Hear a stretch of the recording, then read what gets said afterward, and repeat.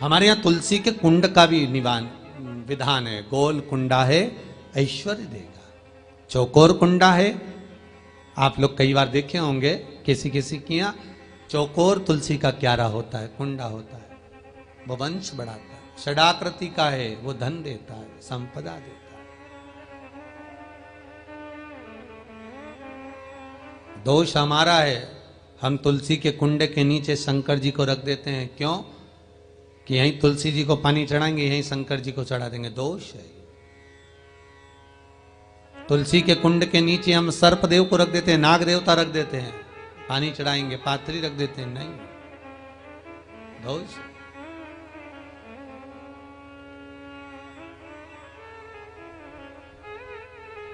उसका दोष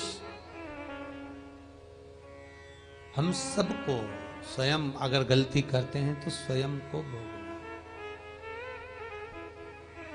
कैसा कुंड हो, 7 तरह के कुंडों का व्याख्यान तुलसी के रूप में कहा गया है महाराज। पहला गोल, दूसरा चौकोर, तीसरा षडाकृति, चौथा त्रिवेणी, 3 कोने वाला कुंडा। शास्त्र कहता है जिसके मार्ग घर में टुकड़े हो रहे हों, घर विभाजन की ओर हो रहा हो, तो 3 कोण का कुंडा घर में रखकर पूजा करने पर परिवार एक हो जाता है।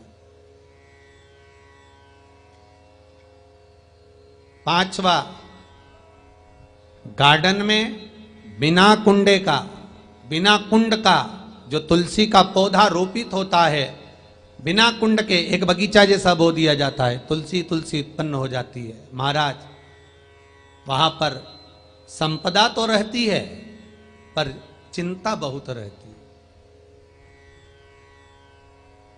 टेंशन बहुत रहता है। क्यों? घर के दरवाजे के बाहर इतनी सारी बगीचे में तुलसा कर दी।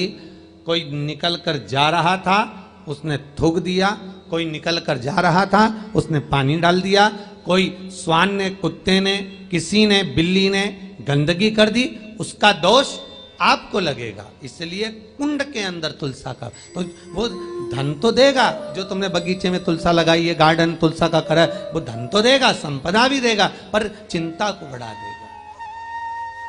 5वां,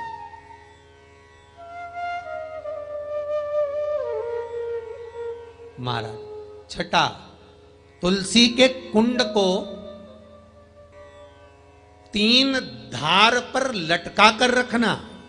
कई जगह पर आपने देखा होगा तुलसी का जो कुंडा होता है उसको 3 जो तार होते हैं, 3 जो चेन होती है, उस पे लटकाया जाता है। महाराज, विष्णु पुराण उसका भी व्याख्यान करती है। महाराज, वहां व्यक्ति के कार्य उन्नति की सीढ़ी की ओर बढ़ जाते हैं। जैसे भोजन की थाली लग गई, भोजन तैयार हो गया, बस खाने बैठे हो और थाली खसक गई, समझ लेना कि तुलसी को अधर पर लटका कर रखा है। इसलिए कार्य तो हो रहे हैं, बनने वाले हैं, 4 दिन बाद ये काम होने वाला है, 8 दिन बाद ये काम होने वाला है, लग रहा है कि इसमें इतना फल मिलेगा, लग रहा है इस व्यापार को करेंगे तो इतना फायदा हो जाएगा, सब कुछ करा, लाखों रुपए लगा भी दिए, थाली मालूम पड़े खसक गई, अधर लटका है तुलसी। 7 क्रम है तुलसी के, ये 6ठा क्रम बताया। तुलसी का 7वां क्रम,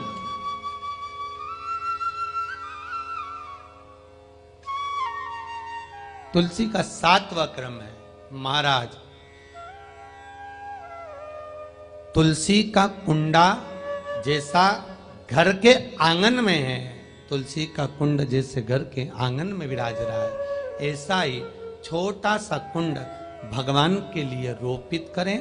प्रतिदिन भगवान की सेवा करते समय तुलसी का कुंड सम्मुख रखकर उसकी आराधना करना, फिर उस कुंड को वापिस बाहर ले जाकर रखना, फिर दूसरे दिन पूजन के समय पर कुंड को लाकर रखना। हम तो यहां तक कहते हैं, विष्णु पुराण गर्ग संहिता